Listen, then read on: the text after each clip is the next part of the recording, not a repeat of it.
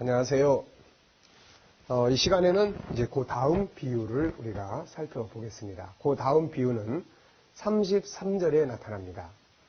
네 번째 비유입니다. 누룩의 비유입니다. 한번 읽어보죠. 또 비유로 말씀하시되 천국은 마치 여자가 가루 서말 속에 갖다 넣어 전부 부풀게 한 누룩과 같으니라. 자, 여기서도 중요한 거는 뭐예요? 주제가 무엇입니까? 주제는 천국이라는 거죠. 그런데 이 천국이 무엇과 같아요? 누룩과 같은 특성을 가지고 있다 하는 것입니다. 그러니까 우리는 천국이라는 것을 알고 천국을 내가 소유하게 되면 그 다음에는 누룩과 같은 형태가 나타난다는 것을 예수님이 알려주는 거예요. 천국이 참 좋은 것 아닙니까? 좋은 게 들어왔는데 우리가 그렇잖아요. 내가 새로운 집을 하나 사. 그럼 집이 내 소유가 됐을 때 어떻습니까? 우리 마음이 기쁨이 충만하고 또 그걸 막 자랑하게 되고 또 그것 때문에 내 삶이 막 변화가 오게 되고 그렇잖아요. 또 내가 어떤 좋은 일들이 일어나면 좋은 일들이 내 안에 들어와. 사업을 하는데 사업이 잘 돼서 돈을 많이 벌어. 얼마나 기분 좋아요. 막 이게 나를 변화시키고 다른 사람들과 관계 좋게 만들고 사람이 뭔가 좋은 거를 딱 들어오면은 이게 어떤 그 결과 좋은 그 상태들이 나타나는 거예요. 그래서 이 상태의 변화를 가리켜서 우리가 누룩이다. 누룩은 밀가루 반죽해가지고 호떡을 만들 때나 찐빵을 찔 때나 그 안에 전부 다 누룩이 다 들어갑니다. 들어가면 이게 어떻게 되나요? 부풀게 만드는 거예요. 변화를 준다는 이야기입니다.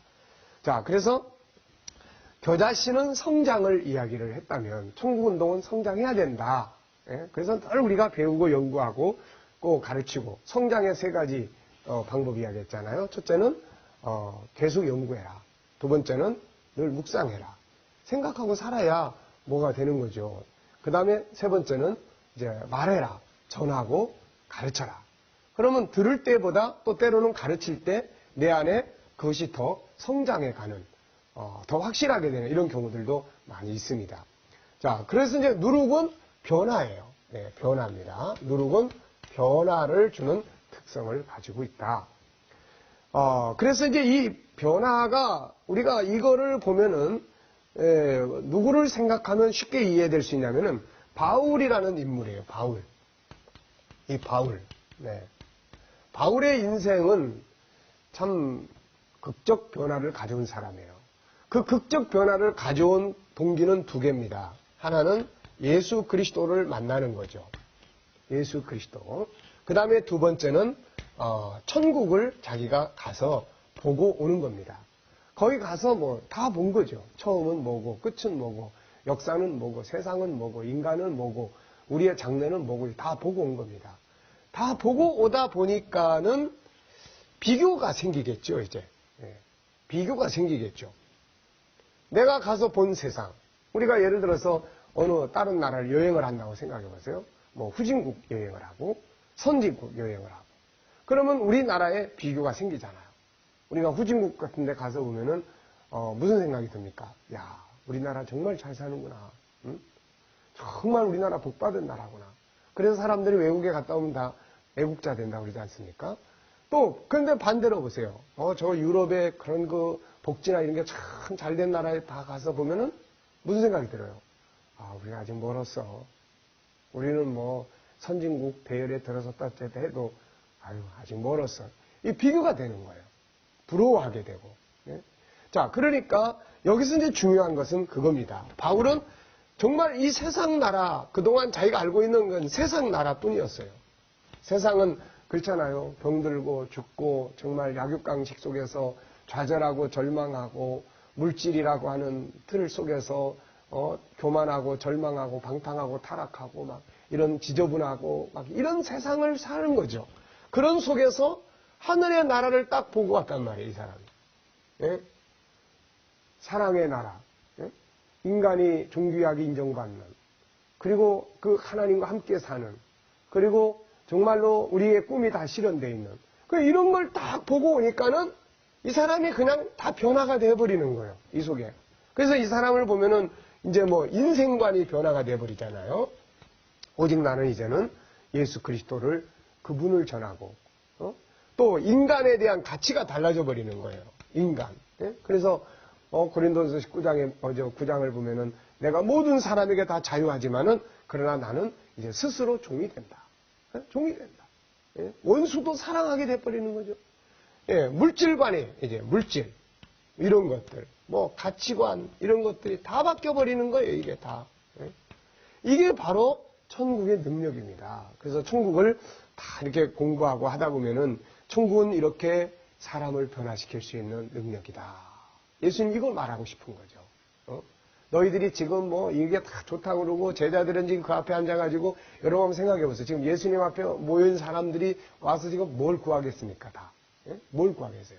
제자들도 유다 왕국이 지금 건설될 것을 생각하고 그것만 건설되면은 자기들 높은 자리 하나씩 다 올라갈 생각하고 출세할 생각하고 막 그러고 있는데 또 수많은 사람들이 그 배고픔, 현실의 어려움, 그 로마의 그 압박 안에서 받는 고통과 괴로움 그리고 그런 사회적인 불공평 속에서 오는 좌절과 절망감 이런 것들에 대한 해답을 다 듣고 싶어진 그 자리에 있는 거예요 지금.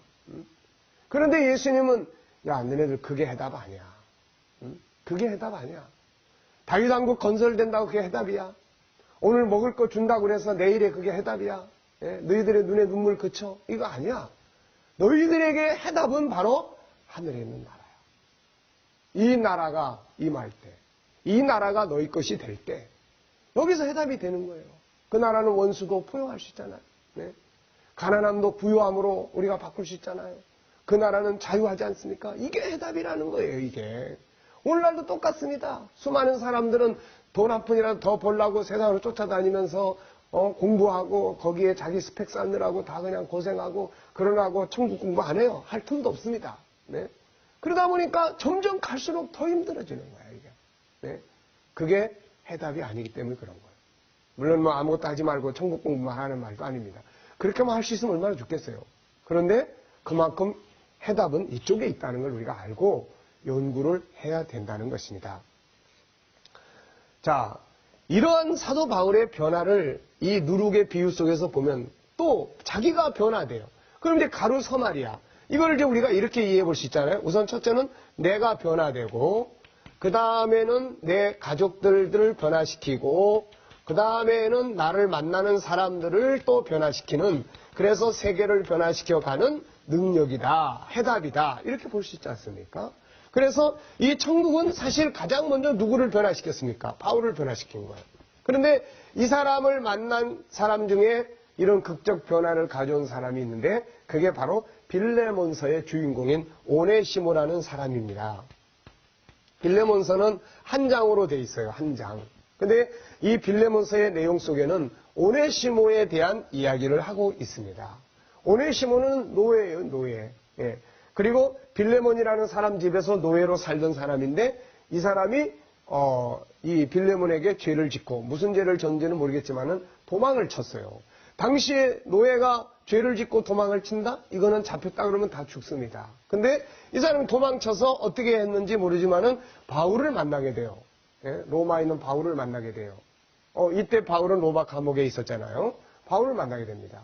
근데 바울을 만났는데 여기서 오네시모가 변해버린 거예요. 예, 변해버린 겁니다. 바울은 이렇게 이야기하잖아요. 이 사람이 무익한 사람이었지만 이제는 모든 사람에게 유익한 사람이 됐다. 이거예요. 무익한 사람인데 유익한 사람으로 변하는 겁니다. 네? 그러니까 도대체 바울을 만났는데 만나서 무슨 일이 있었길래 이 사람이 변했냐는 거예요. 도망친 노예. 노예에게 무슨 정이 남아있습니까? 무슨 거룩성이 남아있습니까? 무슨 뭐 인간다운 어떤 그런 인격적인 부분들이 남아있습니까? 오직 노예처럼 기계처럼 살다가 죽어 없어지는 것인데. 근데 바울을 만났을 때 바울은 틀림없이 자기가 만난 예수 이야기했을 거예요. 또 자기가 보고 온 천국 이야기했을 거예요. 예? 천국. 그건 자유한 곳이다. 거기는 노예가 없다. 거기는 모든 사람이 다 존중을 받는 곳이다. 너도 그곳에 가면 노예가 아니다. 아마 이 말을 들으면서 오네시모는 희망이 생겼을 거예요. 근데 중요한 건 이거예요.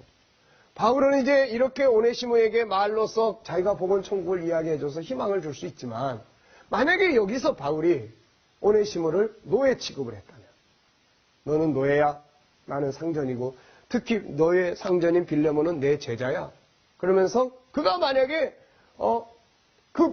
말로는 천국의 자유를 이야기하고 사랑을 이야기하고 했지만 오네시모를 노예 취급을 했다면, 특히 도망친 노예이기 때문에 무슨 일을 저지를지도 모른다 해서 집에 들어오지도 못하게 넌 밖에서 자 이러고 만약에 다뤘다면은 오네시모가 무슨 생각이 들었겠습니까?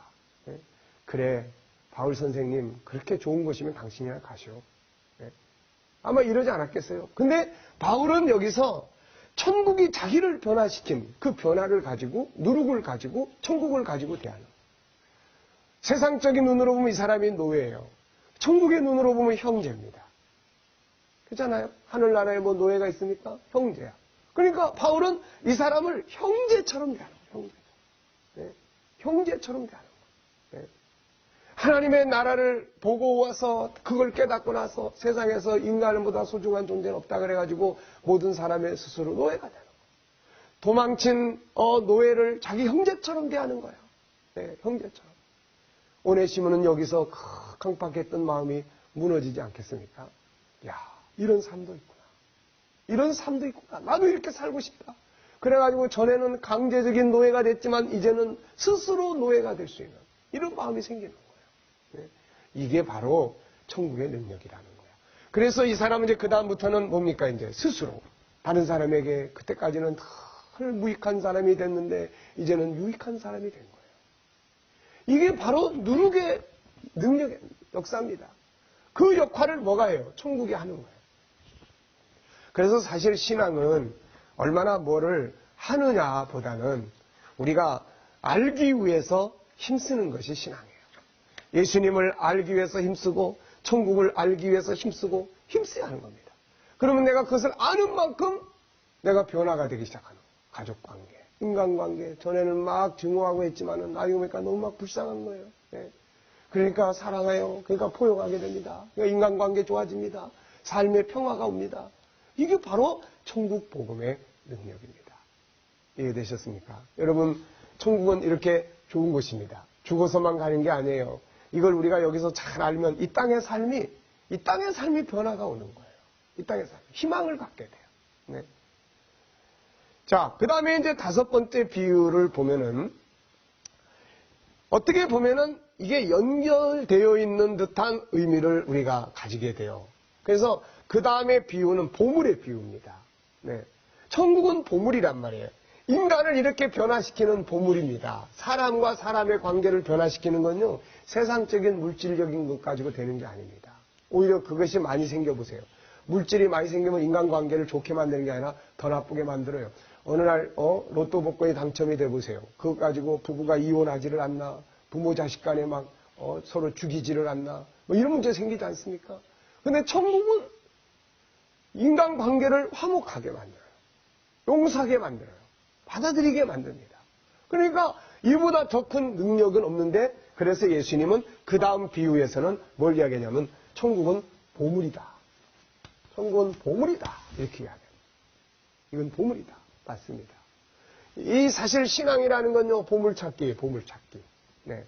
신앙은 보물찾기입니다. 근데 이 보물이 어떻게 돼 있어요? 감추어져 있는 거예요. 네. 감추어 있는 것입니다. 여러분, 세상의 모든 보물은요, 다 나타나 있지 않습니다. 세상의 모든 보물은 다 보면은 다 감춰져 있어요. 다.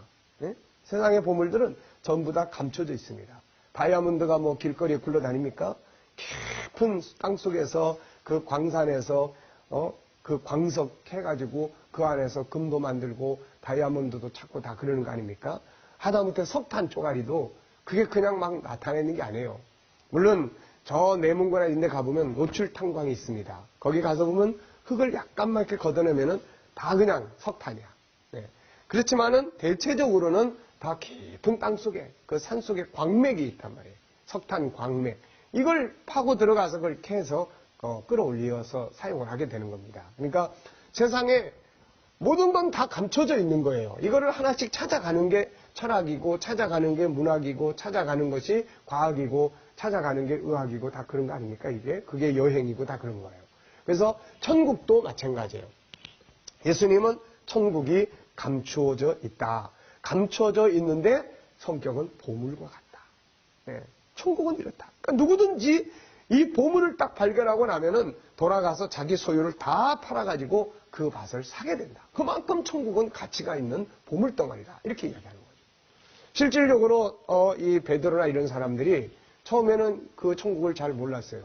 그래서 육신적인 다윗의 왕국으로 생각을 하고 그래서 그 나라를 자기 것으로 소유하고 하려고 하다가 결국 나중에는 예수 버리잖아요. 모른다고 부인합니다. 근데 나중에 천국을 알고 난 다음에는 그 나라를 위해 자기 목숨을 내놔요.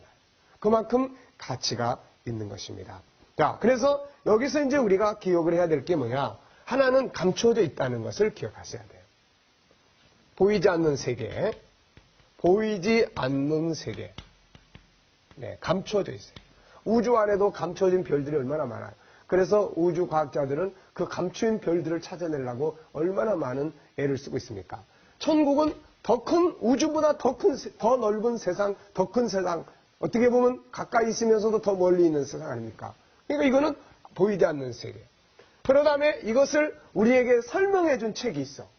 그 나라에서 오신 분이, 그 나라에서 또 갔다 온 사람이, 또 그 나라를 본 사람들이 다 설명해 놓은 게 있다고. 그게 성경이야. 그래서 천국은 성경 속에 감춰져 있어요. 왜 감춰져 있느냐? 이게 성경 속에 있지만은 이 마귀는 성경이 참 놀랍게도 사람들의 눈에서요, 천국을 못 보게 만들어요. 예. 그래서 사람들은 전부 이 성경 속에서 세상 살아가는 데 필요한 좋은 이야기만 찾아요. 능력 있는 자기에게 필요한 이야기만 찾아요. 네. 그러니까 마귀가 왜 그럴까요? 우리가 천국을 똑바로 알면요, 절대로 마귀 시험에 넘어가잖아요. 지옥 갈 사람 아무도 없습니다. 근데 천국을 딱 가려버리잖아요. 그러면은 세상 것만 가지면 그것 때문에 싸울 일 생기죠. 욕심 부리게 되죠. 안 된다고 실망하게 되죠. 잘 되면 교만해지게 빠지게 되죠. 딴 사람 무시하게 되죠. 열등감에 빠지게 되죠. 나중에는 하나님 원망하게 만들죠. 나중에 믿음 버리게 만들어요. 그것 때문에 바빠서 아무것도 못하게 만들어요. 다 지옥 가게 만드는 거야. 그러니까 천국만 딱 가려놓으면 되는 거야. 예수님에게서는 십자가만 딱 가려놓아버리면 다 멸망으로 가는 거야. 예수를 믿거나 말거나 십자가만 딱 빼버리면은 다 지옥 가게 되니까요. 이게 마귀의 전술 전략이에요. 그래서 이제부터는 우리가 성경을 연구하되 성경 속에 천국과 관계된 이야기가 딱 나오면 빨간 줄 딱 쳐서 성경 어디에 뭔 주제가 뭔지 저는 처음에 이렇게 연구를 하면서 마태복음 속에 각 장마다 천국이 있는 것을 보고 깜짝 놀랐어요. 네. 각 장마다. 네. 지금 마태복음을 여러분들이 이거를 제대로 쭉 이제 앞서서 공부하셨지만 보세요. 각 장마다 천국이 있잖아요. 마가복음, 누가복음엔 각 장마다 하나님 나라, 그리고 요한복음엔 각 장마다 영생. 이게 주제인데 이걸 그동안 모르는 거예요. 이거를. 네. 감춰져 있는 거예요. 그래서 우리가 이렇게 해서 이 감춰진 것들을 찾아야 돼요. 열심히 찾고 성령의 감동으로 이 나라를 이해하고 그 다음에 이 나라를 내가 자꾸 끌어내서 내 삶 속에서 천국의 룰을 지켜보는 거예요. 아, 천국은 이런 곳이야. 거룩한 곳이야. 그럼 거룩하게 살아보자. 천국은 사랑의 질서가 이루어지는 곳이야. 그러면 내가 사랑의 질서, 약육강식 다 버리고 사랑의 질서를 가지고 살아보자. 천국은 말을 해도 칭찬과 감사의 말밖에 없어. 그러면 이 땅에서 내가 사람들의 수고를 인정해주고 칭찬해주고 감사하는 말만 해보자. 천국에는 인간의 가치가 제일 중요해. 그래서 사람들을 존중히 여기는 거야. 아, 여기서 내가 모르는 사람들을 서로 공경하고 존중히 여겨보자. 천국은 항상 하나님과 같이 살아. 그럼 여기서도 내가 하나님과 소통하게 살아보자. 이렇게 해서 살아보니까는 이거 이 세상과는 다른 삶의 결과들이 나타나는 거예요. 네. 이게 바로 천국을 경험하게 되는 이치입니다. 자, 그래서 감추인 보물이야. 그래서 천국을 우리가 찾아야 돼. 예수님께서 마태복음 6장 7장에서 5장 6장 7장에서 말씀을 가르치신 다음에 뭐라고 이야기합니까? 구하라. 네? 구하라. 뭘 구해요?